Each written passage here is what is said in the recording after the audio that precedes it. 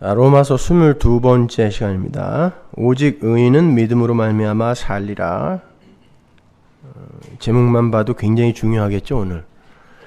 로마서 1장 16절에서 17절까지 말씀입니다. 우리 함께 봉독합니다.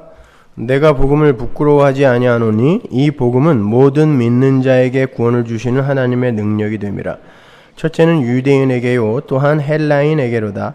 복음에는 하나님의 의가 나타나서 믿음으로 믿음에 이르게 하나니 기록된 바 오직 의인은 믿음으로 말미암아 살리라 함과 같으니라. 아멘. 이제 우리는 로마서의 대주제가 담긴 16절과 17절에 이르렀습니다. 아주 굉장히 중요한 그런 어절입니다.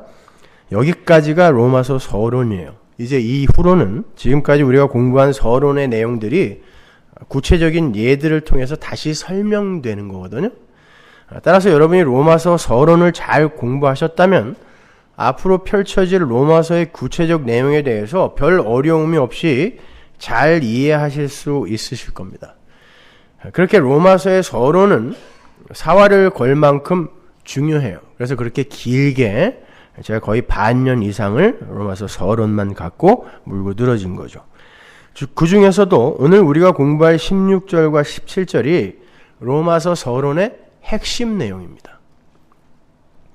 우리가 지난주에 공부한 바에 의하면 사도는 자신을 빚진 자로 인식을 하고 있어요. 오페일레테스, 빚진 자. 그 빚진 자라는 단어는 만일 빚을 갚지 않으면 강제로 자신의 소유를 차압당하게 되는, 누군가에 의해서 빼앗기게 되는 강압, 강제의 의미가 있는 단어라 그랬죠. 이미 선고가 내려진 확정된 기결수를 가리키는 거예요. 안 갚으면 반드시 강제에 의해, 강압에 의해 털리게 되어 있는 거예요. 따라서 하나님의 부르심을 입은 모든 하늘의 빚진 자들은 하나같이 그들의 삶 속에서 무언가를 내놓아야 하는 필연적 의무를 지닌 자들이라 그랬습니다. 빚진 자예요. 그것은 다름 아닌 하나님의 은혜와 긍휼을 올바로 인식한 자에게서 나오게 되는 자기 부인의 삶이며, 그것을 성경은 증인의 삶이라고 부른다는 것도 확인을 했죠. 증인, 마터, 순교자예요. 물론 빚진 자의 그 자기 부인의 주체도 하나님이에요. 스스로 해나가는 것도 아니에요. 자기 부인은 하나님께서 그들의 옛 자를 털어가시는 거죠. 그 증인은 그렇게 자신을 향해 심판의 활을 당기셨던 예수 그리스도의 삶을 그대로 쫓아 살게 되어 있는 거예요. 그래서 하나님께서 증인이신 그 예수 그리스도, 그 예수 그리스도의 모형으로 선 무지개를 보고 심판하지 않겠다라고 한 거죠. 그래서 증인의 내용에는 바로 그러한 내용도 들어가 있다고 했습니다. 그래서 그 삶은 바벨론 성 길가에서 죽임을 당하는 삶인 것이라고 그랬습니다. 그리고 그러한 이야기가 오늘 본문의 16절로 이제 이어지고 있는 거예요.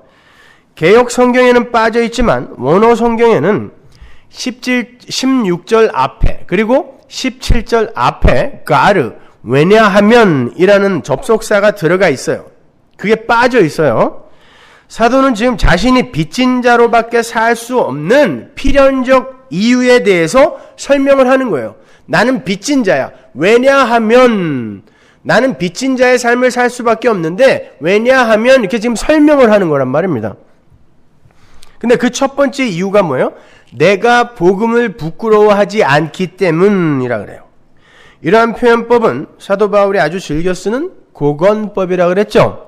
적극적인 역설을 부정의 형식을 빌려서 강조하는 표현 기법이 곡언법이에요. 그러니까 바울은 복음이 부끄럽지 않은 정도가 아니라 너무 자랑스러워서 그걸 누군가에게 토해내지 않으면 견딜 수 없는 그런 자신의 모습을 고건법으로 표현해내고 있는 거예요. 사도 바울의 자가 진단은 죄인 중에 괴수였습니다. 그렇죠? 말년까지도 나는 죄인 중에 괴수야. 이게 사도 바울의 자가 진단이었어요. 근데 그러한 죄인 중에 괴수에게 복음이 들어와 버린 거예요. 굿뉴스, 좋은 소식이. 그러니까 어떻게 자랑하지 않을 수 있겠어요? 내가 죄인 중에 괴수라는 자각이 있는 사람에게 복음이 들어왔는데 어떻게 자랑이 안 되냐고요. 따라서 복음을 부끄러워하지 않을 수 있는 첫 번째 전제는 올바른 자아인식인 거예요. 아, 내가 죄인이구나 라는 올바른 자아인식. 이 세상에서 가장 여리고 못난 사람처럼 오셔서 저주의 십자가에 못 박혀 죽어버린 그런 자타가 공인하는 루저, 그 루저인 예수가 자신을 구원한 예수라라는 것을, 메시아라라는 것을 믿으면 구원을 받는다고 하는 그 십자가의 도, 그 십자가의 도가 유대인에게는 거리낀 것이 되고 헬라인에게는 미련한 것이 되었죠. 그거는 유대인, 헬라인 모두, 그건 전 세계 모든 인간들을 표현하는 방법이었거든요. 헬라 사람들이 헬라인 이외의 모든 존재를 그 이방인이라고 했고, 유대 사람도 자기네 그 유대인 이외의 모든 존재를 헬라인 혹은 이방인이라고 이렇게 나눴단 말이에요. 그러니까 그건 전체를 이야기하는 거예요. 아담 군상들이 모여 살고 있는 모든 문명 세계의 그 일상 표준은 선악과를 따먹은 아담들의 그 지성과 도덕을 존숭하는 거죠. 헬라 사람들은 지성을 존숭했고 유대 사람들은 율법, 도덕을 존숭했잖아요. 그게 이 모든 문명 세계의 일상 표준이란 말이에요. 근데 예수님은 아담 군상들의 지성에는 비밀로 나타나셨고 아무도 못 알아먹는 거예요. 비밀로 나타나셨고 율법에 근거한 인간들의 도덕의 측면에서도 율법의 측면에서도 어처구니가 없는 그러한 율법 파괴자였기 때문에 그래요. 그래서 유대인들에게도 미련한 거, 헬라인에게도 미련한 거예요. 그런데 어떻게 바울에게는 자랑하고 싶어 못 견디는 것이 되었다 그래요? 그건 그의 이해 능력이나 논리를 담을 그릇이 커서가 아니라 복음 안에 들어있는 복음 자체의 능력, 복음 자체의 능력에 의해서라는 거예요. 그게 16절이거든요. 복음이 자신을 그렇게 만들었다라는 거예요. 뒤집어 엎어버렸어요. 그렇다면 그 복음의 능력이 사도 바울 안에서 제일 먼저 행한 일이 뭐라는 거예요? 사도 바울의 올바른 자아인식에 관한 일이에요. 예전에 사도 바울의 자아인식은 나는 점도 없고 흠도 없는 자야 였잖아요. 근데 복음이 들어오자 아 내가 죄인 중에 괴수구나 이렇게 자아인식이 바뀐 거예요. 복음의 능력이 해내는 일이 그거라니까요. 내 안에 또 다른 법이 있다. 난 사망의 몸과 함께 묶여있는 자다. 그러니까 누가 나를 여기서 건져줘야 된다. 나를 여기서 빼내줘야 된다. 이러한 자인식이 생겨요. 이게 바로 성도 안에 복음의 능력에 의해서 성취되는 첫 번째 사역이에요. 그리고 이 사역이 끝까지 유지되는 거예요. 그리고 결국에는 맞아, 난 아니구나. 이게 끝이에요. 그러니까 복음은 나를 죽이는 거예요, 여러분. 옛자를 살려서 이 세상에서 여러분을 자랑스럽게 만들어주는 게 아니라 여러분을 공격하여 이 세상에서 아주 죽여버린다니까요. 묵사발을 내는 거죠. 그런데 그 복음의 능력은 반드시 믿음이라는 전제 하에 그 위력을 발휘한다 그러죠. 믿는 자에게 구원을 주시는 복음의 능력이라 그러잖아요. 그러니까 믿는 자에게만 구원이 복음이 능력이 된다는 뜻이에요. 근데 그 믿음의 주체도 우리가 아니에요, 또. 에베소서 2장 8절 보세요. 너희가 그 은혜를 인하여 믿음으로 말미암아 구원을 얻었나니 이것이 너희에게서 난 것이 아니요 하나님의 선물이라. 분명하죠? 믿음도 우리 게 아니에요.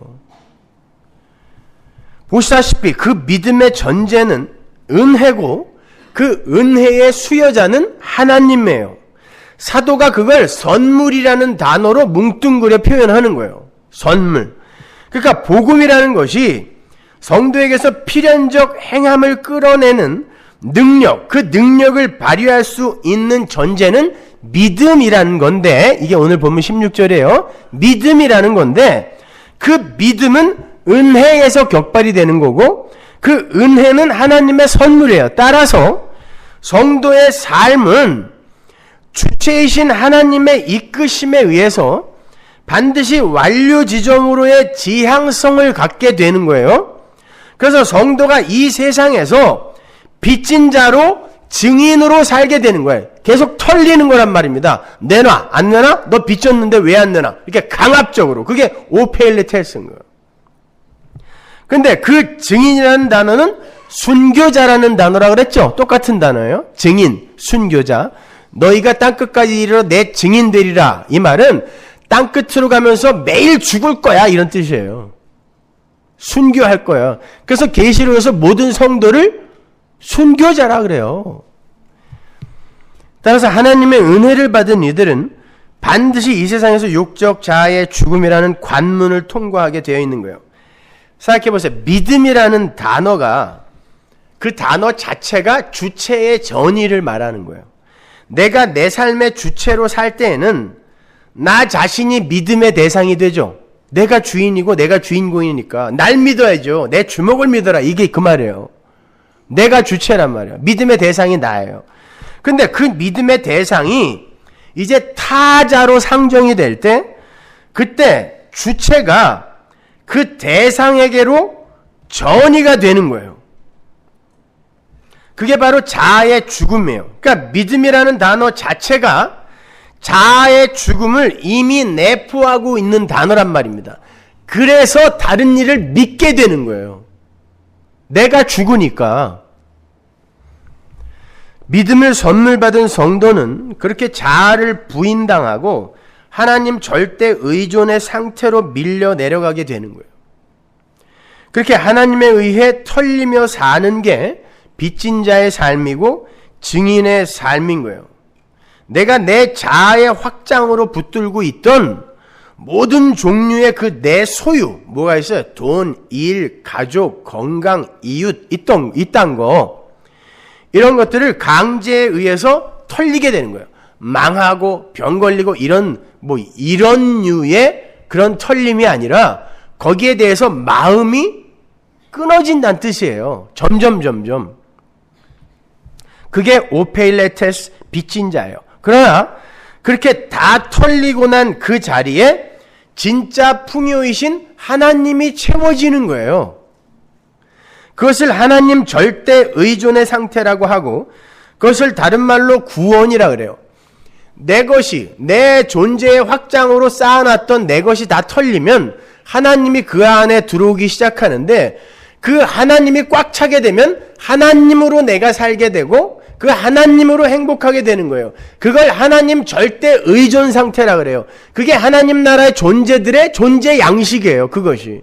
그게 하나님 나라의 구조라니까요. 그게 성막 안의 법궤의 내용이잖아요. 그것이. 그러한 성도의 구원의 현실을 성경에서 가장 잘 요약하고 있는 부분이 오늘 본문 17절인 거예요. 이 17절 한 절에 성경 모든 내용이 함축되고 축약이 되어 있어요. 17절 다시 볼게요. 복음에는 하나님의 의가 나타나서 믿음으로 믿음에 이르게 하나니 기록된 바 오직 의인은 믿음으로 말미암아 살리라 함과 같으니라.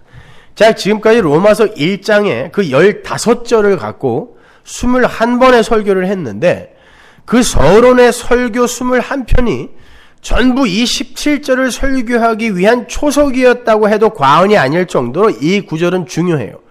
그리고 제가 지난 몇 주간의 로마서 강해나 사사기 강해도 오늘의 설교를 위해서 제가 초석을 놓은 거예요. 그래서 바벨론에 대한 설명도 그렇게 많이 해드렸던 거고 그런 거란 말입니다. 차근차근 한번 보자고요. 설명할 게 많아서 이번 주에 다 설명을 할 수가 없어요. 다음 주까지 할 건데 그래도 한번 잘 들어보세요. 오늘은 좀 이렇게 마무리가 안 된 듯 끝날 수도 있어요. 먼저 복음에는 하나님의 의가 나타나 있다라는 어절의 의미를 살펴보겠습니다. 여기에서 의라고 번역이 된 헬라어 디카이오순에는 히브리어 자다크와 같은 말이에요. 그 단어를 영어 성경이 justice 혹은 righteousness라고 번역을 해놓는 바람에 우리말 개역 성경도 의라고 번역을 해놓은 건데 사실 그러한 개념은 헬라 철학의 영향하에 있던 서방의 성경 번역가들에 의해서 그 개념의 진위가 잘못 전해진 거예요. 이 니카이오순에는 그런 류의 단어가 아닙니다. 헬라의 철학자인 플라톤이 이 디카이오스네라는 단어를 justice라는 뜻으로 잘 사용했고요. 아리스토텔레스가 덕, 아레떼라는 뜻으로 잘 사용을 했기 때문에 성경의 디카이오스네가 마치 인간의 선한 의지나 덕스러움 정도로 번역이 된 건데 성경은 헬라어를 쓰던 동방 사람에 의해서 기록이 된 거지 헬라라는 서방에 의해 기록이 된 게 아니란 말입니다. 동방의 히브리 사람들에게 있어서 이 디카이오스네, 의라는 개념은 팔레스타인은 아시아예요. 그건 아시죠? 그러한 인간의 덕스러움과 선한 의지를 가리키는 게 아니라 관계의 용어란 말이에요. 관계를 맺고 있는 두 대상이 그 관계가 요구하는 의무를 성실하게 수행해내는 아름다운 그 상태가 디카이오스네요. 단순히 justice, righteousness 그런 뜻이 아니란 말입니다. 그거는 아리스토텔레스나 플라톤이 쓰던 내용이라니까요. 아울러 관계 안에서 인간을 진짜로 옳거나 선하게 만들어주는 어떤 것, 이걸 디카이오스네라고 했어요. 그렇게 서방의 의의 개념은 rational에 가깝지만 동방의 의의 개념은 relational에 가까운 거예요. 미국 사회가 지나치게 룰에 집착하는 것에 비해서 그 속에 사는 한국인들이 relationship을 더 가치 있게 여겨서 작은 실수나 잘못에는 눈을 감아주고 하는 그런 거 생각하시면 돼요. 야, 법이 이런데 어떻게? 사람이 곧 죽어가는데 법 하는 재수없는 놈들 있잖아요. 이 미국에서는 자식의 부모를 고발하기까지 해요. 근데 그걸 상을 준다니까요? 이게 rational이에요. righteousness, justice. 서양 사람들의 의라니까요, 이것이. 성경은 그거 요구하는 게 아니에요. 오늘날 사회를 개혁하고 교회를 정화하겠다고 하는 사람들이 바로 이런 의를 추구하고 있어요. 잘못된 겁니다, 여러분. 교회는 그런 거 하는 거 아니에요. 그렇다면 복음 안에 하나님의 의가 나타났다라는 것은 무슨 말인가? 우리가 그 의라는 개념에 대해서 올바로 이해를 하기 위해서는 믿음의 조상이라 불리는 아브라함의 이야기로 돌아가야 돼요. 그가 우리의 성도의 조상이란 말이야. 믿음의 조상. 그러니까 그가 어떻게 의로운 자가 되었는지를 알면, 밝혀내면 그 복음의 의가 들어갔다라는 그 말이 무슨 뜻인지 알잖아요. 하나님께서 아브라함에게 복음을 전하셨다라고 바울이 이야기하죠. 그러니까 복음을 전했는데 그 안에 의가 들어가 있어서 그가 의인이 된 거잖아요. 그러니까 그걸 밝혀내면 복음 안에 의가 들어가 있다라는 로마서 1장 17절 오늘 본문의 말이 뭔지 우리가 알 수 있게 된단 말입니다. 창세기 15장 1절 보세요. 15장에 보면은 하나님께서 자신의 생각과 지혜의 울타리 속에서 한 발짝도 벗어나지 못하고 있는 아브라함에게 약속을 주시는 장면이 나와요. 의인인 하나님에 의해 의가 어떤 이에게 주어지는 장면이에요. 잘 보세요. 15장 1절. 이후에 여호와의 말씀이 이상 중에 아브라함에게 임하여 가라사대 아브라함아 두려워 말라 나는 너의 방패요 너의 지극히 큰 상급이니라. 아브라함이 가로되 주 여호와여 무엇을 내게 주시려나이까 나는 무자하오니 나의 상속자는 이 다메섹 엘리에셀이니이다. 아브라함이 또 가로되 주께서 내게 씨를 아니 주셨으니 내 집에서 길리운 자가 나의 후사가 될 것이니이다. 여호와의 말씀이 그에게 임하여 가라사대 그 사람은 너의 후사가 아니라 내 몸에서 날 자가 내 후사가 되리라 하시고 그를 이끌고 밖으로 나가 가라사대 하늘을 우러러 무뼈를 셀 수 있나 보라. 또 그에게 이르시되 내 자손이 이와 같으리라. 자, 자손과 생육과 번성의 개념이 나오죠. 6절 아브라함이 여호와를 믿으니 여호와께서 이를 그의 의로 여기시고 여기에 처음 나오는 거예요. 하나님으로부터 아브라함에게 약속이 주어지는데 우리가 전에 공부한 생육과 번성의 약속이 주어지죠. 네 자손이 이렇게 생육하고 번성할 거야 라고 하면서 하늘의 별을 보여주시잖아요. 제가 로마서 18번째 설교에서 생육과 번성이 무엇인지 아주 자세하게 설명을 해드렸어요. 생육과 번성은 단순히 애를 낳고 그것이 사람이 많아지고 하는 그런 이야기 아니라 그랬죠. 하나님의 자손에게 필연적으로 일어나야 할 생육과 번성은 그 자손이 상징하고 있던 예수 그리스도, 갈라디아서 3장 16절에 보면 그 자손은 여럿을 가리켜 이야기한 게 아니라 예수 한 사람 가리켜 이야기한 거다라고 이야기 나오잖아요. 그 자손에게서, 예수에게서 가장 먼저 일어나야 할 것이었죠. 그래서 첫 번째 아담에게 생육과 번성의 명령이 주어진 거예요. 걔는 실패하고 마지막 아담이 그 생육과 번성을 성공해내는 거예요. 근데 그 생육과 번성이 어떻게 성공되어졌어요? 생육과 번성의 그 주인공이 누구예요? 열매가 누구예요? 교회. 근데 그 교회가 어떻게 생육하고 번성되었어요? 예수의 죽음으로 말미암아. 그러니까 하나님 자손의 생육과 번성의 전제는 뭐예요? 그가 죽는 거예요. 그래서 아브라함이 복의 근원이 되는 거예요. 복의 근원, 진짜 근원은 누구예요? 예수. 근데 그 복의 근원인 예수로부터 복이 전해지는데 예수가 죽음으로 말미암아 전해지는 거죠. 지금 아브라함한테 하나님이 나타나서 네가 복의 근원이 될 거야. 그러면서 아브라함을 의롭다 칭해주는 건 어떤 의인이 복의 근원이 되어서 그가 죽음으로 하나님의 백성들이 이 세상에 펼쳐지게 될 것이라는 그 이야기예요. 그래서 아브라함의 후손이라고 이야기하는 거예요. 아브라함이 예수의 모형이었기 때문에. 그러니까 지금 이 이야기는 아브라함의 자손, 그 자손을 생육하고 번성시키겠다는 건 나 너 죽이겠다는 뜻이에요. 나 너 죽여서 의인 만들어서 너로부터 내 백성을 생육시키고 번성시킬 거야. 이 이야기 하는 거란 말입니다. 지금 아브라함은 예수님의 대역을 하고 있는 중이에요. 예수님께서 복의 근원이 되시기 위해서 십자가를 지시지 않았습니까? 그게 마지막 아담으로 오신 예수님의 생육과 번성이었단 말이에요. 그래서 아브라함이 모리아산에서 100세에 낳은 아들의 심장에 칼을 들이대는 거예요. 그건 뭐라 그랬어요? 육적 자아의 죽음이라 그랬죠? 아들이 곧 나이기 때문에 그런 말이 아니라 그 전까지는 아브라함이 하나님의 그 언약 성취의 과정에 계속 참견을 했단 말이에요.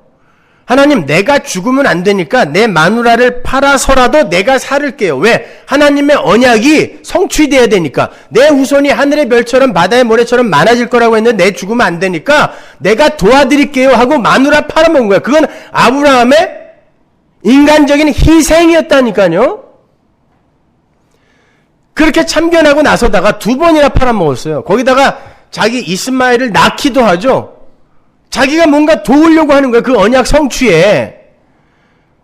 그런데 모리아산에서는 얘가 죽으면 100세에 겨우 하나 낳는데 얘 죽으면 이제 언약 성취가 안 되는데도 불구하고 걔를 죽인다는 건 이 언약은 하나님이 성취하겠구나. 이걸 믿음이라 그래요. 이게 육적 자의 죽음이고 이게 자기 부인이라 그래요. 그러니까 모리아산에서 아브라함이 죽는 거예요. 거기에서. 근데 그렇게 하나님이 아브라함을 죽여냄으로 말미암아 그가 복의 근원이 되고 그가 예수의 모형이 되어 의로운 자의 모형이 되어서 거기에서 하나님의 백성들이 생육되고 번성되는 거예요. 그 이야기 하는 거란 말입니다. 그러니까 하나님의 은혜에 의해서 의를 선물로 받은 의인들은 아브라함처럼 믿음의 조상인 아브라함이 모리아산에서 육적 자의 죽음을 경험한 것처럼 이 역사 속에서 죽는 거예요. 그런 지향성으로 끌려간다니까요. 성도들이 절대로 잘난 척을 못하게 만들어요.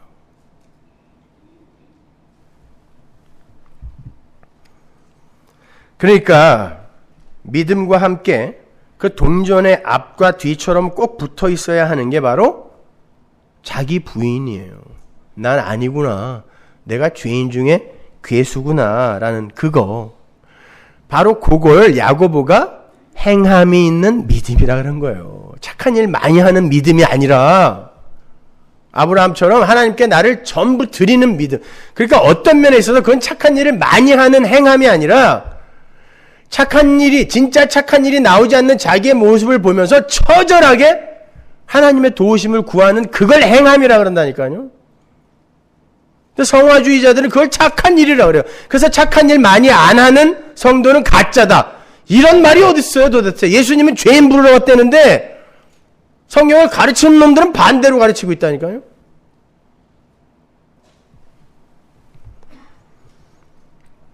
자, 그러한 자기 부인, 그게 생육과 번성의 필연적 전제예요. 그러니까 지금 하나님은 복의 근원으로 이 땅에 오실 예수 그리스도의 모형으로 살고 있는 아브라함에게 난 널 죽여서 너의 죽음에서 비롯되는 그 하늘의 복을 내 백성들에게 나누어 주어서 그들을 생육시키고 번성시킬 것이다 라는 언약 성취의 확약을 하고 계시는 거죠. 반드시 이루어내고 말 거야. 그렇게 하나님의 언약이 하나님에 의해 성취되는 거. 하나님이 그 관계의 대상에게 하실 일을 당신의 약속을 반드시 지켜내는 그걸 뭐라 그랬어요? 의라고 한다 그랬잖아요. 그걸. 그게 의라니까요. justice가 의가 아니라 관계가 요구하는 그 의무를 성실하게 완벽하게 수행해내는 그 상태가 의란 말이에요. 그러니까 지금 하나님은 아브라함에게 의를 행하고 계신 거죠. 난 너 죽여서 역사 속에서 이 아담 안에 들어있는 너 죽여서 반드시 너 내 백성으로 만들어내고 말 거야 라는 약속을 하니까 하는 거니까 그게 하나님의 의잖아요. 아브라함은 네 맞아요. 제가 거기에 뭘 보태겠어요. 맞습니다. 하나님이 다 하실 거예요. 하나님 최고. 이렇게 받아들이는 거. 하나님의 의를 그냥 몽땅 받아들이는 거. 빈손 들고 앞에가 십자가 붙드는 거. 요걸 인간의 의라고 한단 말이에요. 그게 의인이에요. 여러분 안식이 뭐라고 했어요? 사바스가. 하나님과 피조물이 각자의 자리에서 자기가 있어야 할 그 자리에서 각자의 역할을 충실히 해내는 그 상태. 하나님은 경배를 받으시고 찬송을 받으시고 피조물은 그 앞에 납작 엎드려 그분을 찬양하고 그분의 영광을 드러내는 게 사바스, 안식이잖아요. 자, 창세기 1장 1절과 2장 4절 그 인클루지오 구조를 갖고 설명해 드렸잖아요. 피조물의 창조의 목적이 바로 안식이란 말이에요. 그 안식의 상태가 자닥, 디카이오 순의 의의 상태란 말이에요. 그게 의의 상태. 근데 이 세상에 교회조차도 하나님을 종으로 부리려고 하니까 이게 불의란 말이에요. 이게 불의.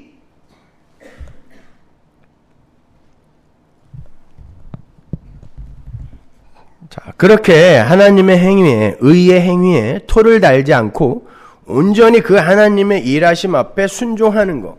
다른 말로 하나님께서 주시겠다고 하시는 걸 빈손 들고 나가서 그냥 덥석 붙드는 거. 이게 인간 측에서의 의라고 하는 거예요. 전혀 희망이 보이지 않는 상태에서 아브라함에게 자식 하나 없는데 아브라함에게 네 자식이 저 하늘의 별처럼 많을 거야. 요즘은 공해가 심해서 별이 몇 개 없으니까 그럴 수도 있겠다 하지만 제가 어릴 때만 해도 하늘에 보면요. 징그러울 만큼 별이 타닥타닥 붙어 있었어요. 저거 쏟아지면 큰일 나겠다 생각 들 정도로. 그때는 어땠겠어요? 이때는 4,000년 전인데. 아니 애 하나 없는 사람한테 저렇게 많은 자손을 너에게 줄 거야. 이게 믿어지냐고요. 근데 아브라함이 맞아요. 그럴 거야 하고 그냥 받아들인 거예요. 불가능한 걸 받아들인 거. 그걸 의라 그래요. 순종의 행위. 바울이 그러한 하나님의 의와 인간의 의를 이렇게 잘 설명합니다. 갈라디아서 3장 6절 보세요. 아브라함이 하나님을 믿음에 창세기 15장의 이야기를 바울이 다시 푸는 거예요. 이것을 그에게 의로 정하셨다 함과 같으니라. 아브라함이 뭘 했어요? 착한 일 많이 했습니까? 정당한 삶을 살았어요? 아니에요. 그냥 믿었더니 의인이 된 거예요. 그런즉 믿음으로 말미암은 자들은 아브라함의 후손들, 하늘의 별처럼 바다의 모래처럼 생겨난 생육하고 번성된 아브라함의 후손들은 아브라함의 아들인 줄을 알지어다. 또 하나님이 이방을 믿음으로 말미암아 의로 정하실 것을 뭘로? 믿음으로 말미암아 성경이 미리 알고 먼저 아브라함에게 복음을 전하되 나오잖아요. 복음에는 뭐가 나타나서?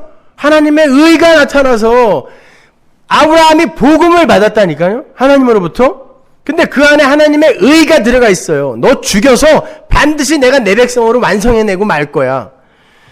모든 이방이 너를 인하여 복을 받으리라. 창세기 15장의 내용이 여기에 그대로 다 나와 있죠. 자기 의를 버리고 하나님의 열심, 그 하나님 측에서의 의를 받아들이는 자가 의로운 자예요. 의로운 행위를 해서 의로운 자가 아니란 말입니다. 로마서 5장 1절 보세요. 그러므로 우리가 믿음으로 의롭다 하심을 얻었은즉, 그죠? 의로움이라는 건 우리의 행위나 자격이나 업적이나 공로를 따라서 주어지는 게 아니라 하나님의 의를 순순히 거저 받는 것을 말하는 거란 말이에요.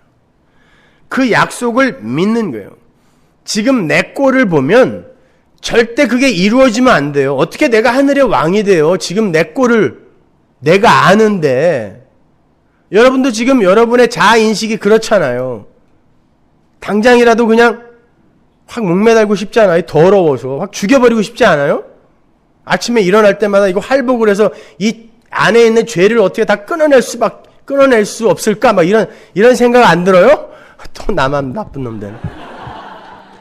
그런 생각이 들어야 돼요. 그런데 나를 보면 그게 이루어지면 안 돼요. 이게 무자한 아브라함에게 하늘의 별이에요. 어떻게 이게 가능해? 그런데 하나님이 그렇게 하신다니까 믿는 걸 의라고 해요. 착한 일을 많이 해서 그래 이제 조금만 더 쌓아갖고 이제 의인이 돼야지. 요걸 바벨탑 쌓기라고 해요. 그렇다면 이제 그러한 하나님의 의의 그 구체적인 내용은 무엇이며 그 의가 어떠한 방식으로 우리에게 전가가 되는 것인지에 관해서 제가 자세히 설명해 드릴게요. 로마서 3장 21절로 가보세요. 이제는 율법 외에 하나님의 한 의가 나타났으니, 자, 의가 나타났어요. 율법과 선지자들에게 증거를 받은 것이라. 곧 예수 그리스도를 믿음으로 말미암아 모든 믿는 자에게 미치는 하나님의 의인이 차별이 없느니라. 좀 더 나은 의인, 좀 더 못난 의인 이런 거 없다는 뜻이에요. 의인은 그냥 의인이에요. 하나님의 용서가 그냥 다 덮어버리는 거라니까요. 차별이 없어요. 모든 사람이 죄를 범하였으며 하나님의 영광에 이르지 못하더니 그리스도 예수 안에 있는 구속으로 말미암아 하나님의 은혜로 값없이 의롭다함을 얻은 자가 되었다. 값없이. 뭘 지불해서가 아니에요. 이 예수를 하나님이 그의 의로 인하여 믿음으로 말미암는 화목 제물로 세우셨으니 이는 하나님께서 길이 참으시는 중에 전에 지은 죄를 간과하심으로 자기의 의로우심을 나타내려 하심이니 하나님의 의로우심을 나타내기 위해 값없이 주는 거예요. 하나님의 의는 이 정도다를 나타내기 위해.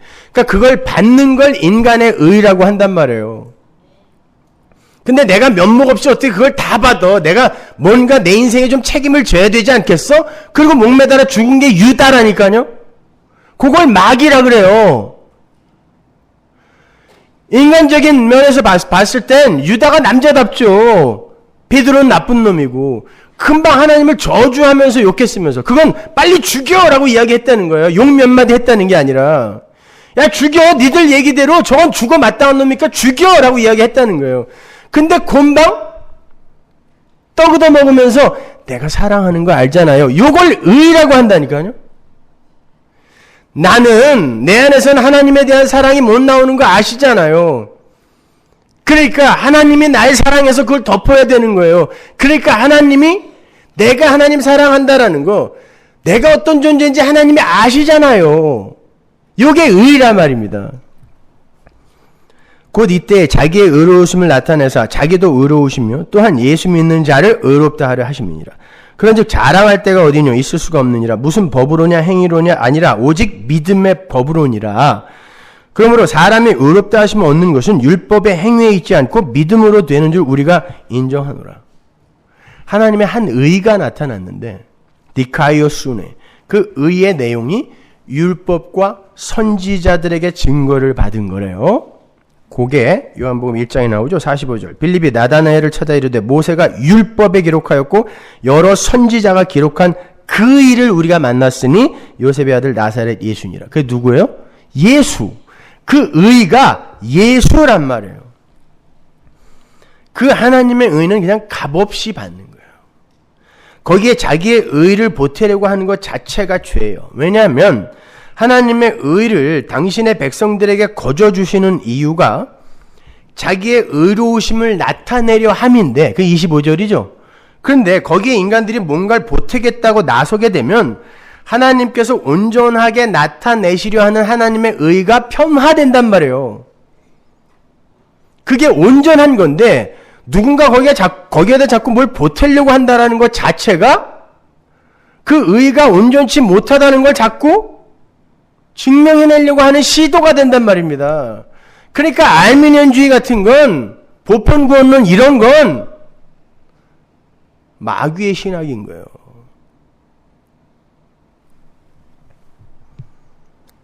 그렇게 하나님의 백성들의 의는 하나님이 완료하고 완성해 놓으신 하나님 측에서의 의를 감사한 마음으로 그냥 거저 받아버리는 거, 즉 믿음을 말하는 거예요.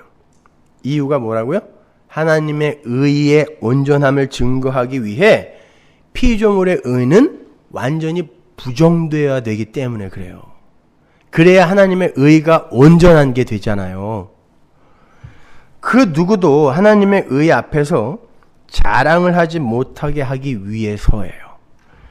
고린도전서 1장 29절 보세요. 이는 아무 육체라도 하나님 앞에서 자랑하지 못하게 하려 하심이라. 너희는 하나님께로부터 나와서 그리스도 예수 안에 있고 예수는 하나님께로서 나와서 우리에게 지혜와 의로움과, 이게 디카이오스네요. 거룩함과 구속함이 되셨으니 예수가 의가 되신 거지 니들이 뭘 해서 의인이 되는 게 아니다라고 이야기하잖아요. 우리의 생각이나 행위나 의지가 의의 기준이 아니에요. 예수님만이 의입니다. 그 진짜 의를 붙드는 사람을 의인이라고 하는 거예요. 의인 안중근, 의인 안창호, 이게 아니라 면목 없이 하나님 제가 죄인 중에 계수인데 그러니까 살려주셔야죠. 어떡하겠어요 하고 빈손으로 십자가 꼭 붙드는 사람을 의인이라 그래요. 그래서 바울이 오늘 본문에서 기록된 바 의인은 믿음으로 말미암아 살리라 라고 명기를 하는 거예요. 바울이 이 어절을 어디서 인용한 거죠? 하박국에서 인용한 거죠. 하박국은 BC 604년경, 605년 그 어간의 선지자예요. 당시는 신흥 바벨론이라는 나라가 세계 최강국이었던 아수르를 무너뜨리고, 이게 다 함의 후손 니므롯의 땅에서 발흥한 나라들입니다. 아수르, 바벨론 다 똑같은 거예요. 어떤 면에서. 아수르를 무너뜨리고 팔레스타인 쪽으로 남하를 하고 있을 때였어요. 그때 하나님께서 그 바벨론을 사용하여 이스라엘을 치고 계셨어요. 이 바벨론의 치하에서 의인은 믿음으로 산다라는 이 위대한 어절이 나왔다는 걸 잊지 마셔란 말이에요. 바벨론. 그러한 현실에 대해서 하박국이 불편한 심기를 내보이자 하나님께서 하신 말씀이 의인은 믿음으로 말미암아 살리라예요. 하박국이 율법을 지키고 제사를 지내며 하나님을 섬기는 이스라엘을 어떻게 야만인인 바벨론을 들어서 때리시냐고 하나님께 항의를 하자 하나님이 누가 의인이냐? 라고 묻는 거예요. 너 지금 누가 의인이라고 이야기하는 거야? 율법을 지키고 제사 지내면 의인이냐? 아니라는 거예요. 의인은 산자들을 가리키는데 그 살아있는 의인은 믿음으로 되는 것이다 라는 뜻이에요. 그 구절을 정확하게 직역을 하면 믿음으로 말미암은 의, 행위에서 비롯된 의, 율법이나 제사에 의해 만들어진 그 의가 아닌 믿음으로 말미암아 만들어진 의를 가진 자만 살게 된다가 정확한 번역이에요. 의는 믿음으로 말미암아 산다. 믿어야 산다는 그런 뜻이 아니라 믿음을 요구하는 그런 구절이 아니라 믿음으로 말미암은 하나님이 선물해 준 믿음으로 말미암은 그 의가 아니면 다 죽여버리겠다는 뜻이에요. 엉뚱한 의 갖고 내 앞에서 의인 행세하지 말아라는 뜻이에요. 그게 하박국이라니까요. 의인은 그렇게 의인되는 거 아니야 라고 이야기하는 거예요. 그러한 유대인들의 인본주의와 율법주의를 바벨론이라는 이 세상의 그 영걸, 용사들을 들어서 때리심으로 이스라엘의 정체를 폭로시키고 니들이 바벨론이다 라는 뜻이에요. 율법 지키고 제사 지냈다고 해서 니들이 바벨론하고 뭔가 다른 존재라고 자꾸 나에게 우기고 있는데 니들이 바벨론이야. 영걸, 기보르, 니무롯이 되고 싶어하는 유명한 자, 용사 되고 싶어하는 니들이 바벨론이야. 폭로시키시고 그러한 하나님 앞에서의 영걸됨, 용사됨이 폭격을 당하여 부수어지고 오직 믿음만을 붙들게 되는 그게 바로 사는 것이고 그렇게 산 자들을 의인이라고 한다라는 걸 그 한 절이 다 담고 있는 거예요. 그래서 나중에는 이 바벨론도 하나님이 멸망시켜 버리는 거예요. 그래서 주위 사람들에게 성자라고 불렸던 마틴 루터가 이 구절을 통하여 회심을 하게 된 겁니다. 바로 이 구절, 1장 17절. 그리고는 오직 믿음, 솔라 피데, 솔라 그라시아, 솔라 스크립투라. 오직 믿음, 오직 은혜, 오직 성경. 이 세 가지를 모토로 하여 종교 개혁을 일으킨 거예요. 루터가 수사로, 신부로 일을 할 때는요, 자신의 그 행위와 됨됨이 때문에 너무나 고통스러운 삶을 살았어요. 어떻게 이런 인간이 있나? 너무 실망했어요, 자기 자신한테. 그래서 신경쇠약이 걸렸어요. 신경쇠약은 정신병이에요. 루터가 이불 속에서 검은 개를 보고 수시로 옷장에서 어린 여자의 그 눈물을 보고 했던 게 신경쇠약 때문에 그런 거예요.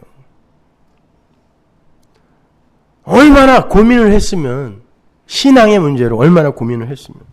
그럼 매일같이 채찍으로 자기에게 체벌을 가했습니다. 나쁜 놈, 죽어! 제가 알프스 에 있는 수도원에 한번 가서 15일간 있은 적이 있는데, 거기 그 수사들, 신부들도 매일같이 그렇게 자기를 때려요. 나중에 무서워서 나왔잖아요, 제가. 그렇게 매일 자기들을 때려요. 그것도 살살 때리는 게 아니에요. 아주 처절하게 자기에게 벌을 줘요. 그렇게 의인 되기를 스스로 힘썼던 거예요. 그 사람들은 지금도 그렇게 힘쓰고 있어요. 그럼에도 그는 자신의 죄가 점점 더 밝게 보였어요. 자기는 알잖아요. 자기는 알잖아요. 오죽하면 루터가 고해성사를 하러 들어오면 신부들이, 고참 신부들이 막았대요. 하도 세세한 것까지 너무 많이 해서 하루 종일 받아야 되니까 너는 하지 말라고 못하게 했대요. 루터는요. 그래서 어느 날 이 로마서 1장 17절을 강해하다가, 가르치다가 하나님의 은혜를 받은 거예요. 아, 구원은 그렇게 얻는 거 아니구나. 인간은 자신의 행위나 뉘우침에 의해 의인으로 살아나는 게 아니라 믿음으로 살아나게 된다는 걸 확실하게 깨닫게 된 거예요. 그 다음날 고해성사 집어치웠고 채찍 갖다 버렸습니다. 이게 여러분의 삶 속에 일어나야 돼요. 여러분을 너무 야단치지 마세요. 너무 야단치지 마세요. 저에게 하는 말인데, 그걸 진리에 의한 자유라 그래요. 하나님의 구원은 당신이 준비하신 당신의 의를 통하여 우리에게 거저 주어지는 거예요. 우리는 그 구원을 거저 받으면서 하나님의 사랑과 은혜와 긍휼을 찬양하면 되는 거예요. 그걸 의라고 해요. 그래서 하나님 나라에 가면 요한계시록에 나오죠. 하나님의 백성이 전부 찬양만 하고 있어요. 노래만 한다는 뜻이 아니에요. 찬양은 하나님이 하신 일을 칭찬하는 거예요. 맞아, 안 그랬으면 어떻게 할 뻔했어. 이렇게. 로마서 5장 8절 보세요. 우리가 아직 죄인 되었을 때에 그리스도께서 우리를 위하여 죽으심으로 하나님께서 우리에게 대한 자기의 사랑을 확증하셨느니라. 그러면 이제 우리가 그 피를 인하여 의롭다 하심을 얻었은즉, 과거예요. 더욱 그로 말미암아 진노하심에서 구원을 얻을 것이니 곧 우리가 원수 되었을 때 그 아들의 죽으심으로 말미암아 하나님으로 더불어 화목되었은즉 화목된 자로서는 더욱 그의 살으심을 인하여 구원을 얻을 것이니라. 걱정하지 마. 걱정하지 마. 의는 니들의 됨됨이나 자격이나 조건으로 주어지는 게 아니니까 걱정하지 마. 이런 뜻이. 그런데 우리에게 그 의가 주어졌을 때가 언제라고 그래요? 지금 바울이. 죄인 되었을 때. 원수 되었을 때라고 해요. 이 죄인, 원수. 역적이거든요. 여러분 옛날에 우리 조상들이 역적을 어떻게 죽였죠? 능지처참했습니다. 능지처참은 그냥 목 잘라 죽이는 게 아니라 사지를 소로 묶어서 찢어 죽이는 거예요. 심지어 목까지. 5토막으로 찢어지는 거죠. 그렇게만 죽이면 다행이게요. 일가 친척, 외가 친가 5촌에서 8촌까지 다 죽였어요. 거기다가 부관참시. 조상들의 묘를 전부 파서 시체를 다 난도질했습니다. 이게 역적이에요. 죄인이에요. 원수예요. 근데 우리가 아직 원수 되었을 때, 죄인 되었을 때 하나님이 용서했을 뿐만이 아니라 왕의 자리에 옮겨준 걸 구원이라 그래요. 그 현실을 아는 자가 어떻게 찬송을 안 하냐고요.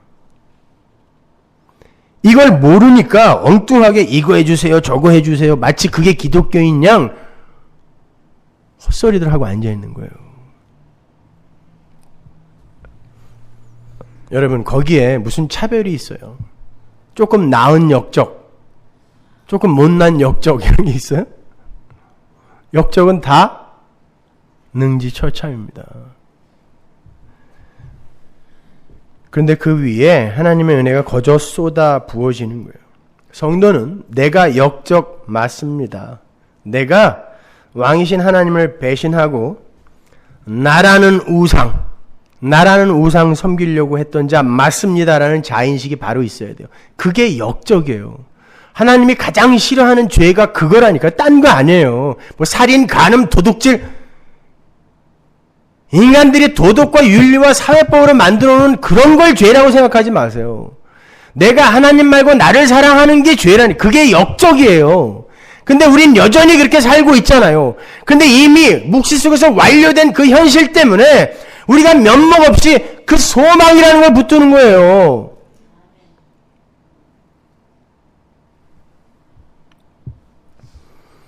그렇게 내가 예수 죽인 자라는 인식이 있는 자에게 하나님의 은혜가 감사와 기쁨으로 인식이 될 수 있는 겁니다. 그걸 성도라고 하는 거예요. 따라서 그렇게 구원을 받은 의인들은 역적들이 모여서 여전히 역적짓을 하고 있는 이 세상에서 무리의 기름처럼 둥둥 뜨게 되는 거예요. 역적짓이 다른 게 아니에요, 여러분. 하나님 이외에 그 어떤 것에 자기의 마음을 빼앗기고 그건 역시 나죠, 그건요. 그것에 의해서 자신의 안위와 행복을 챙길 수 있다고 믿고 그걸 추구하고 사랑하는 게 역적짓이잖아요. 내가 되고 싶은 나가 되면 나는 행복할 수 있어. 이게 역적짓이라니까요. 하나님으로 행복하고 존재해야 되는 게 성도란 말입니다. 하나님은 그런 걸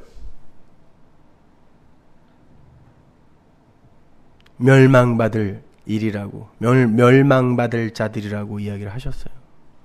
그러니까 거기에서 이제 뽑혀나와 어떤 지향성을 갖는 이들은 세상과 자꾸 동떨어지게 돼요. 둥둥 뜨게 된다고요. 물 위의 기름처럼. 그러한 모델로 나타난 게 노아라는 사람이에요. 노아도 의인이었다 그러죠. 그죠? 여러분은 의인이죠. 노아가 뭐가 잘나서 의인 된 거예요? 은혜를 입어서 의인 된 거라 그랬죠? 창세기 6장 5절 보세요.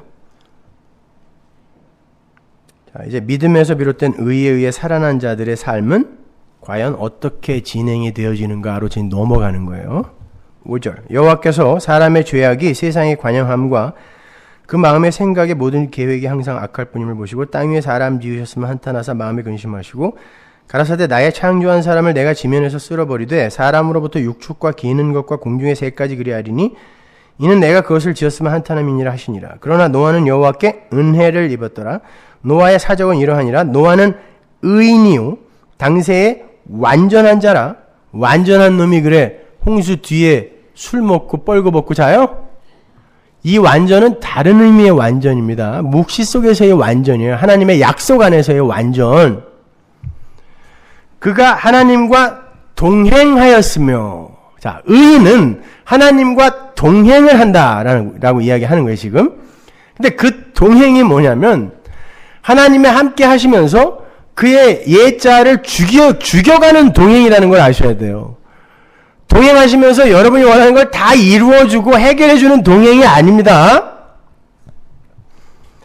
구절을 보시면 그 의인이라는 사람의 특징이 하나님과의 동행이라고 나오는데, 그렇게 하나님과 동행을 한 이가 그 앞에 한 명이 또 나오죠.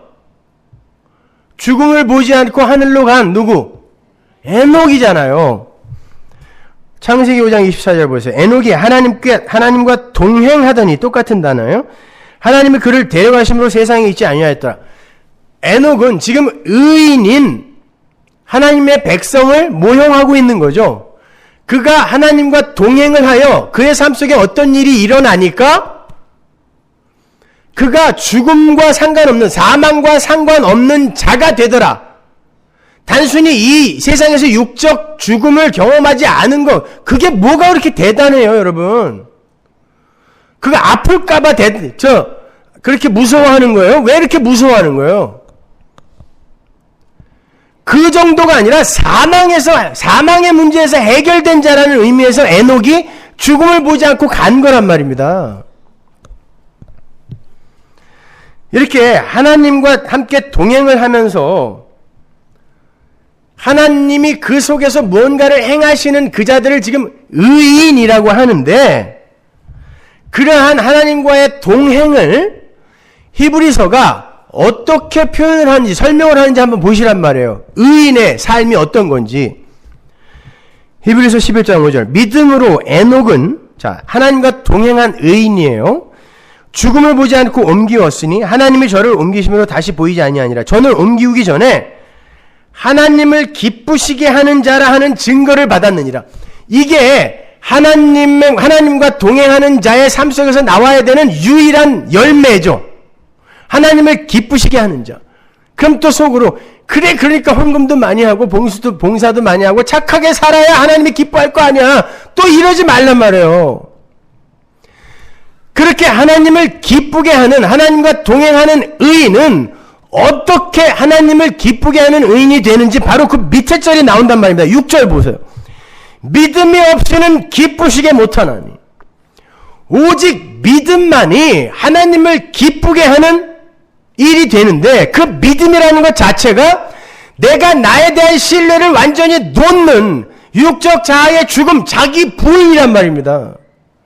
하나님과 동행하는 자는 그렇게 하나님이 아브라함과 동행하면서 그의 이 못난 면, 연약한 면을 다 폭로하시고 결국에는 모리아산에서 자기 심장에 칼을 꽂게 만들었던 것처럼, 하나님과 동행하는 자는 그렇게 하나님만 붙들게 되는 믿음, 그 믿음을 갖게 되는데, 그 믿음만 하나님이 기뻐하신다는 뜻이에요. 그게 의인이란 말입니다. 그래놓고 바로 밑에 절에 노아의 얘기가 또 나오죠. 그러니까 에녹과 노아를 믿음이 연결하고 있는 거예요, 지금. 믿음으로 노아는 아직 보지 못한 일에 경고하심을 받아 경외함으로 방주를 예비하여 그 집을 구원하였으니 이로 말미암아 세상을 정죄하고 믿음을 쫓는 의의 후사가 되었느니라. 노아가요. 믿음이 없이는 하나님을 기쁘시게 못해요. 그런데 노아가 바로 그 믿음으로 하나님을 기쁘시게 하는 의인으로 등장한단 말이에요. 그러니까 의인인 노아는 믿음으로 하나님을 기쁘시게 한 사람 맞죠? 그런데 그 노아가 이 세상에서 어떤 취급을 받았어요? 산 위에 배 만드느라고 바보 취급받았단 말입니다.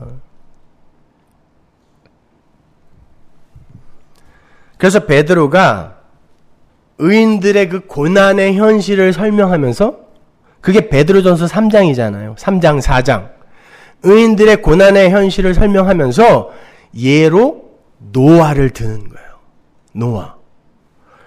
베드로전서 3장 13절 보세요. 또 너희가 열심으로 선을 행하면 누가 너희를 해하리요? 그러나 의를 위하여 고난을 받으면 복 있는 자니 저희의 두려워함을 두려워 말며 수동치 말고. 자, 의를 위하여. 의를 받은 자는 반드시 고난을 받는다는 뜻인데, 너희 마음에 그리스도를 주로 삼아 거룩하게 하고 너희 속에 있는 소망에 관한 이유를 묻는 자에게는 대답할 것을 항상 예비하되 온유와 두려움으로 하고 선한 양심을 가져라. 이는 그리스도 안에 있는 너희의 선행을 욕하는 자들로 그 비방하는 일에 부끄러움을 당하게 하려 함이라. 선을 행함으로 고난을 받는 것이 하나님의 뜻일진데 악을 행함으로 고난받는 것보다 나으니라. 그리스도께서도 한 번 죄를 위하여 죽으사 의인으로서, 진짜 의인이 나오고 있어요 여기에. 의인으로서 불의한 자를 대신하였으니 이는 우리를 하나님 앞으로 인도하려 하심이라. 육체로는 죽임을 당하시고 영으로는 살리심을 받으셨으니 저가 또한 영으로 옥에 있는 영들에게 전파하시니라. 그들은 전에 노아의 날 방주 예비할 동안 하나님이 오래 참고 기다리실 때에 순종치 아니하던 자들이라. 방주에서 물로 말미암아 구원을 얻은 자가 몇 명뿐이니 겨우 8명이라. 물은 예수 그리스도의 부활하심으로 말미암아 이제 너희를 구원하는 표니 곧 세례라. 육체의 더러운 것을 제하여 버림이 아니요 오직 선한 양심이 하나님을 향하여 찾아가는 것이라. 아주 중요한 건데 13절에 열심으로 선을 행하면 누가 너희를 해하리요, 이 말씀부터 거슬리죠. 열심으로 선을 행하면 세상이 여러분을 해하지 않습니까? 그건 예수님의 말과도 어긋나는 거예요. 그리고 바로 그 밑에 문맥과도 전혀 어울리지 않잖아요. 지금 베드로가 하나님의 은혜로 의인이 된 자들의 고난에 대해서 이야기를 하고 있는 중이에요. 근데 선을 행하면 해를 받지 않는다, 고난이 없어진다, 그러니까 착한 일 많이 해, 이런 말이 거기에 나오면 안 되잖아요. 성도는 필연적으로 이 세상에서 고난을 받게 되는데, 왜? 성도기 때문에. 그런데 착한 일 많이 하면 해 안 받는다? 이런 말이 어떻게 여기에 나오냐고요. 그 말이 아닐 거란 말이에요. 거기에 나오는 선은 단순히 착한 일, 선한 일을 말하는 게 아니라 예수가 완료하신 하나님의 일을 말하는 거예요.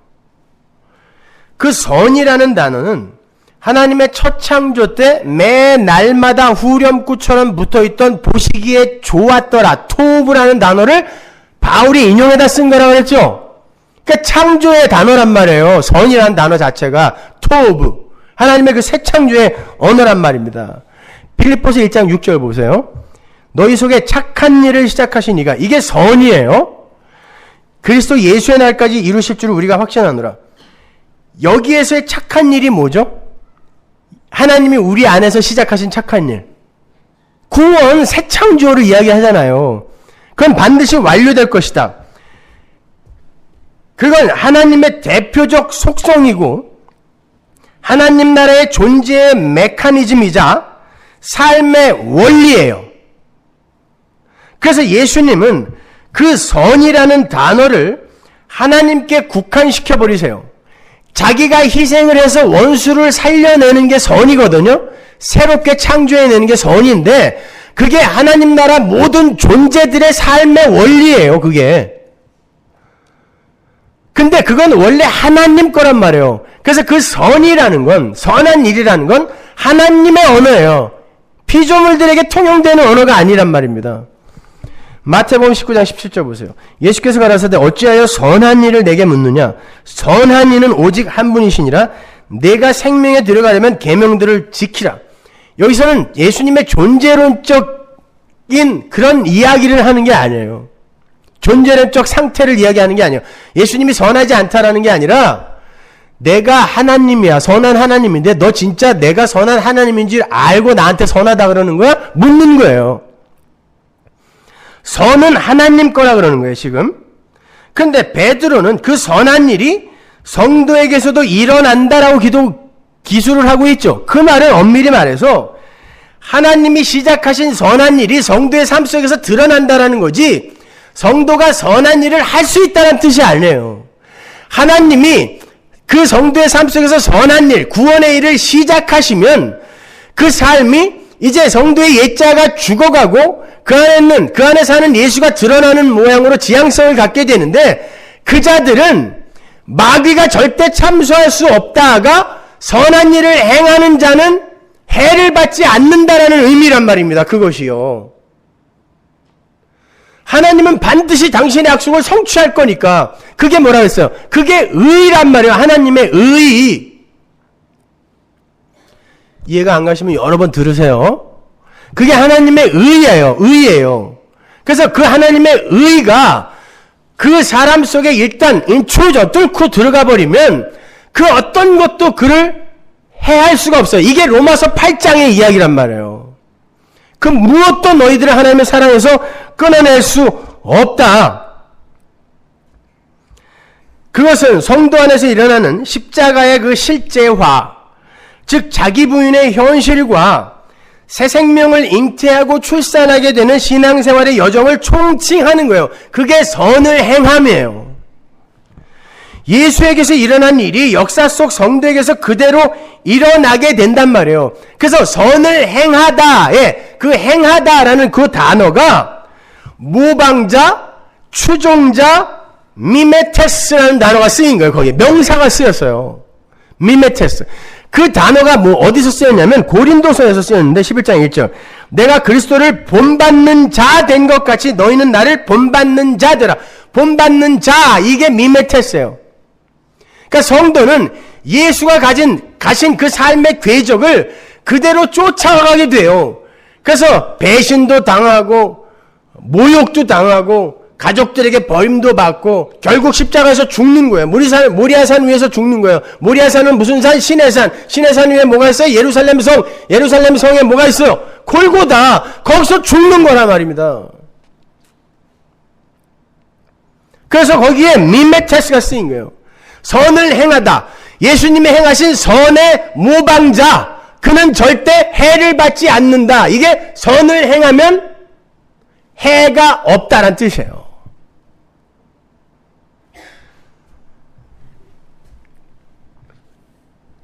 그들만 지옥에서 건짐을 받는 거예요. 세상에서 고난을 안 받는다는 그런 뜻 아니란 말입니다. 쉽게 말하면 예수의 삶의 궤적을 쫓아와서 고난의 삶을 살게 되는 게 의인이고 그 의인만 살아나요. 그 의인만. 그래서 바로 밑에 14절이 의를 위하여 고난을 받으면 복이 있는 자니 이렇게 나오는 거예요. 의를 위하여 고난을 받으면 복이 있는 자니. 17절에도 똑같은 말이 나오죠. 선을 행함으로 고난받는 것이 하나님의 뜻일진데. 보세요. 선을 행함 똑같이 나와요. 미메테스 똑같은 단어예요. 이것이. 선을 행하면 고난을 받아요. 그게 뭐래요? 하나님의 뜻이래요. 그러니까 하나님의 뜻이 중도에 변개되거나 취소될 수 없기 때문에 이건 누구에게나 다 적용되는 거예요. 다 적용되는 거예요.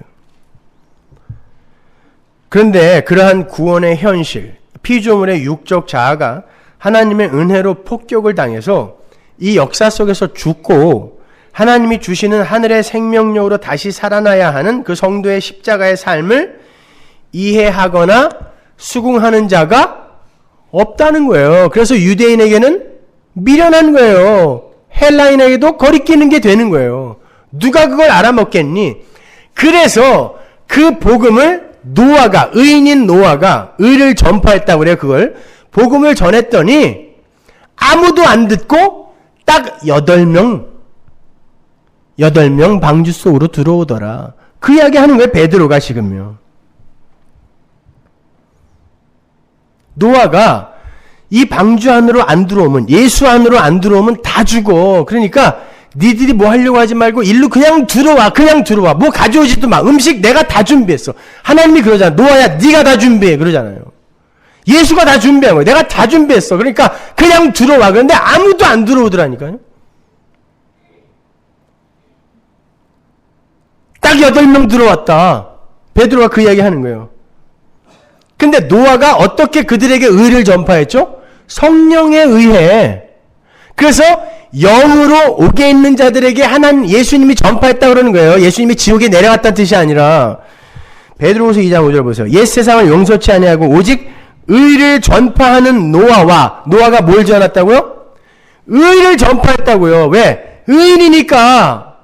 그런데 그가 이 세상에서 어떤 취급을 받았다? 세상에게 맞아 죽었다니까요. 아무도 그의 이야기를 안 들었어요. 왜? 아무도 안 들어왔잖아요. 그게 의인의 삶이에요. 그게 예수의 삶이었단 말입니다. 그 일곱 식구를 보존하시고 경건치 아니한 자들의 세상에 홍수를 내리셨으며.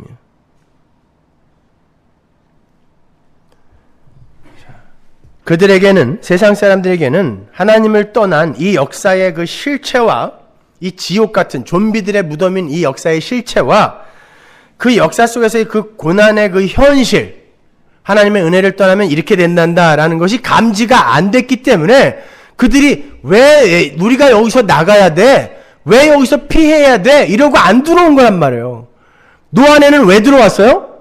세상에 눈만 뜨면 바보 병신 취급을 하니까 여기서 나가야 되겠구나 하고 글로 들어간 거란 말입니다. 그게 의인의 죽음이란 말이에요.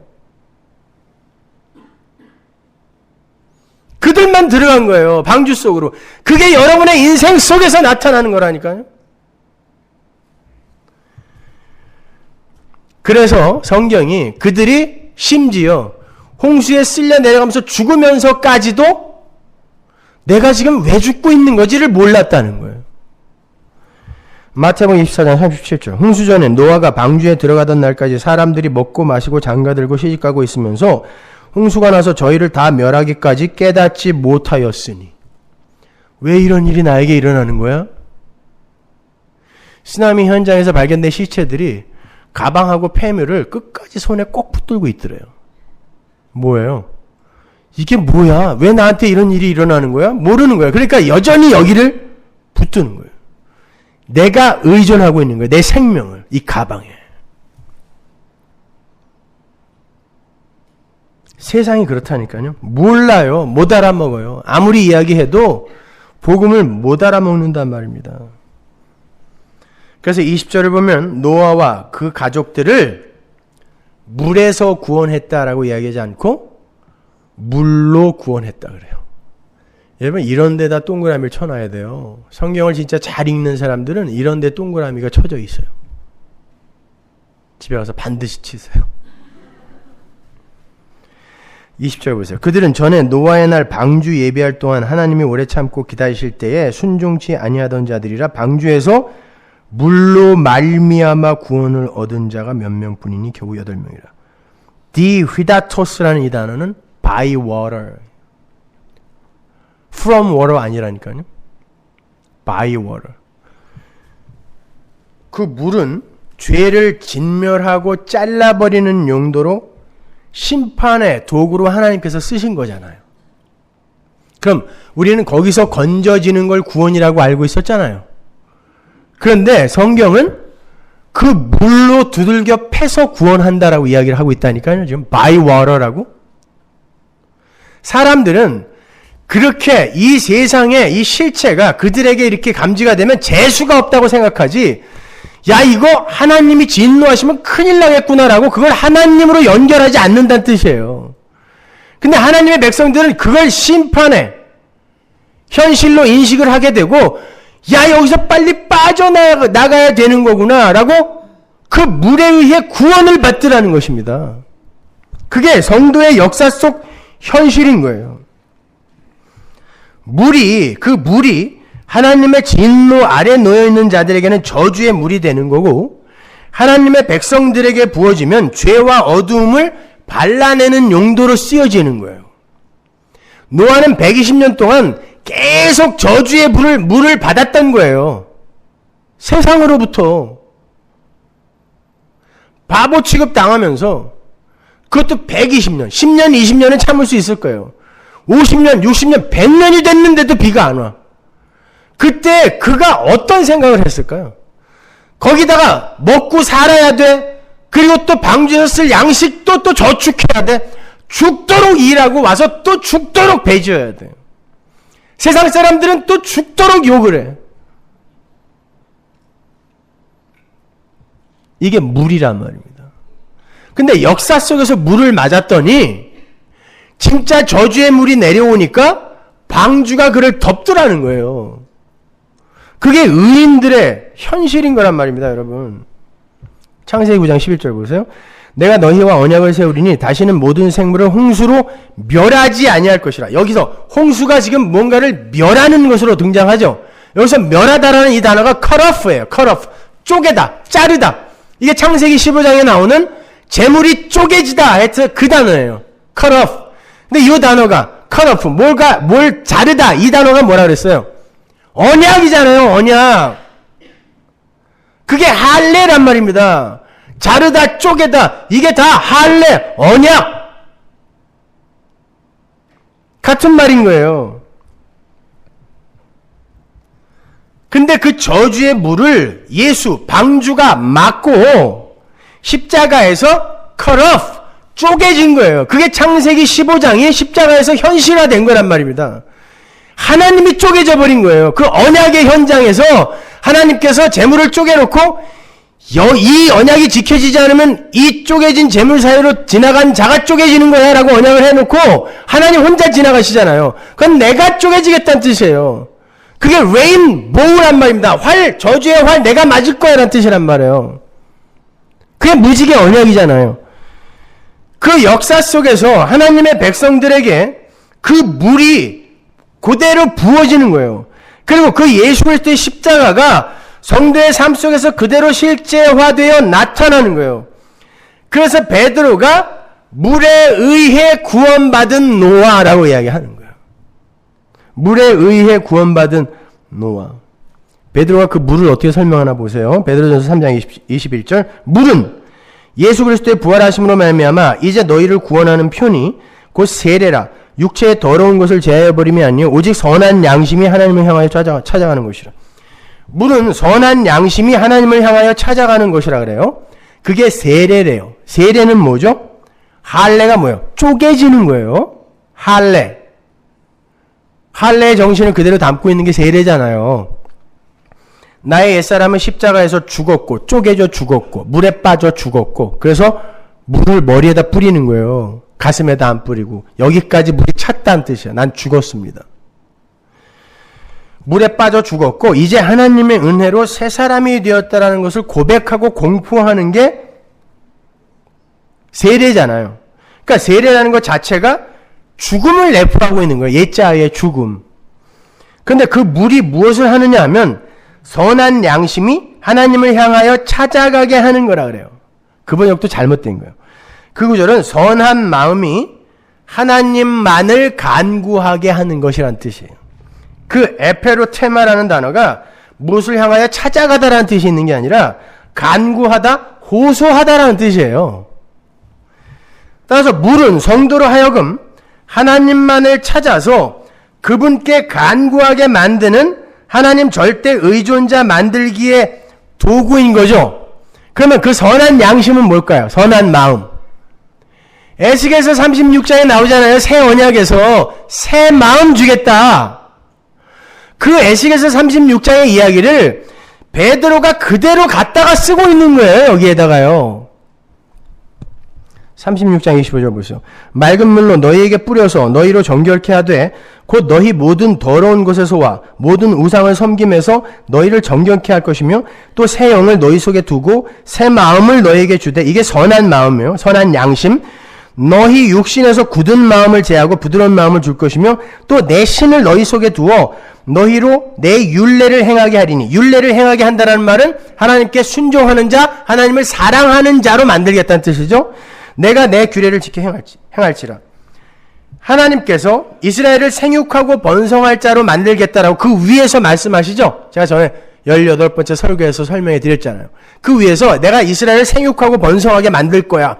바벨론 포로로 잡혀가 있는 그들을 만들 거야 라고 말씀하시고 그들에게 물을 뿌려서 새 마음으로 만들어서 선한 양심으로 만들어서 하나님의 규례를 지켜 행하는 자로 만들겠다 그러세요.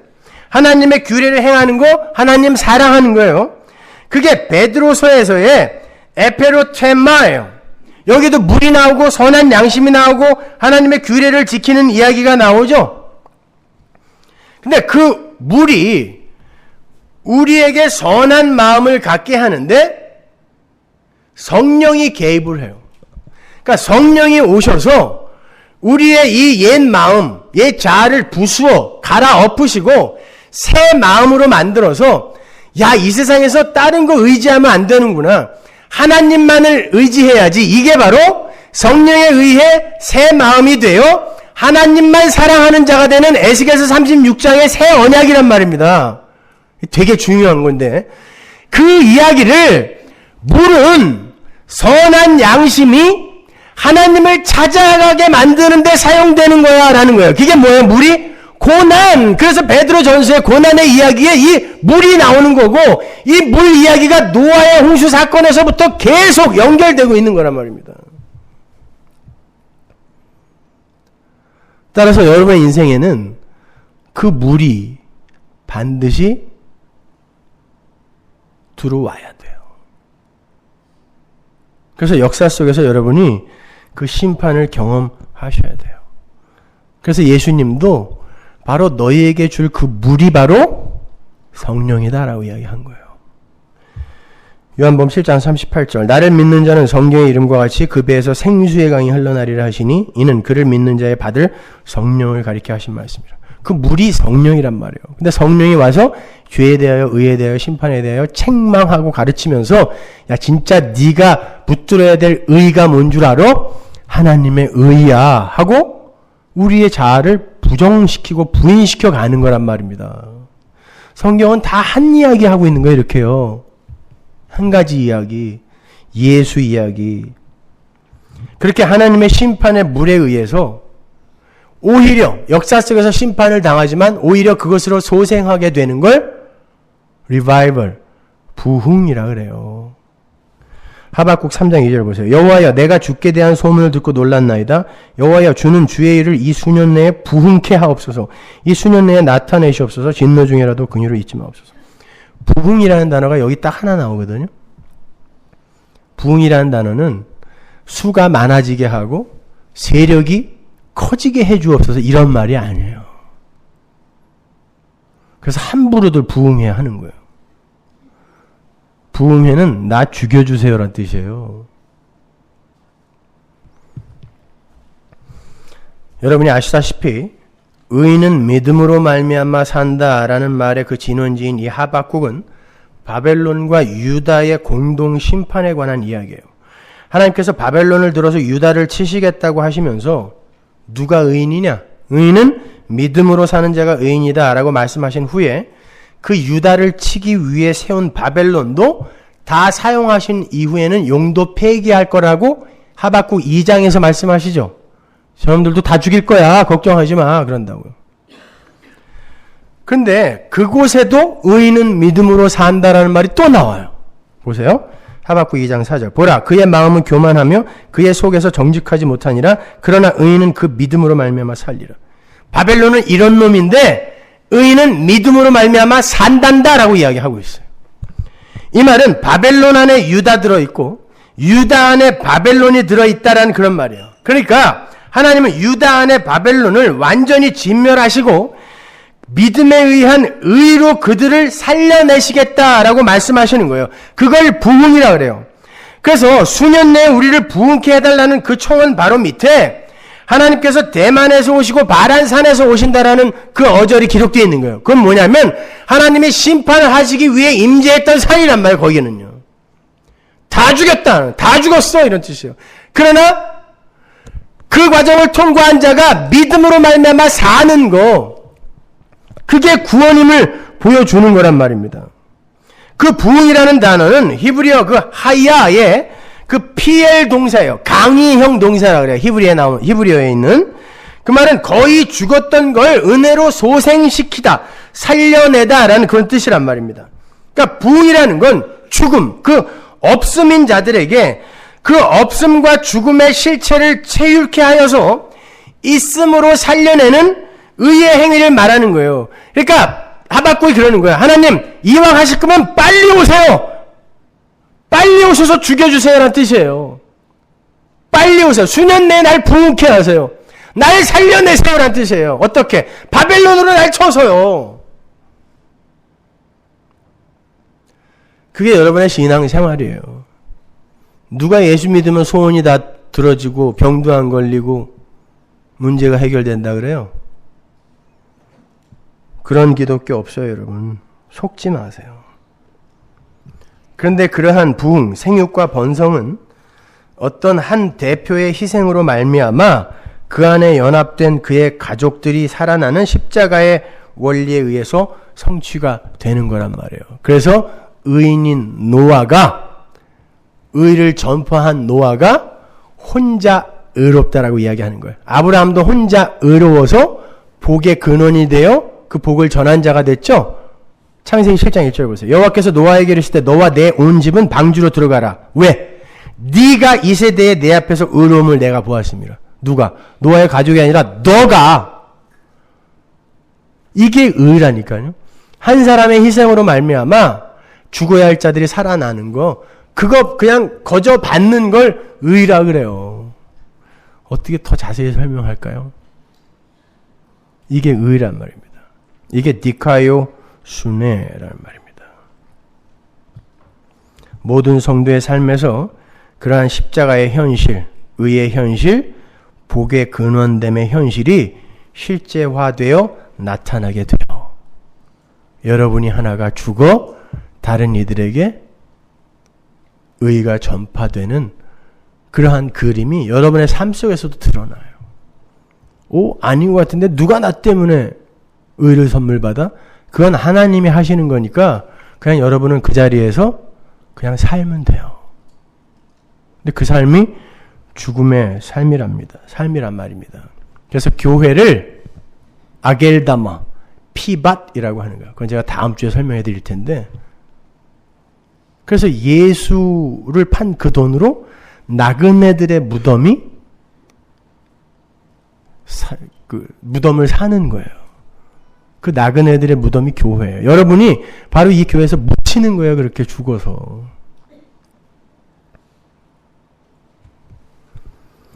그렇게 성도는 이 세상 속에서 자신의 옛 자아와 역사의 역창조 과정을 눈으로 목격을 하고 체유를 하면서 새 창조의 필연성에 대해서 뼛속 깊이 새기고 가야 하는 사람들인 거예요.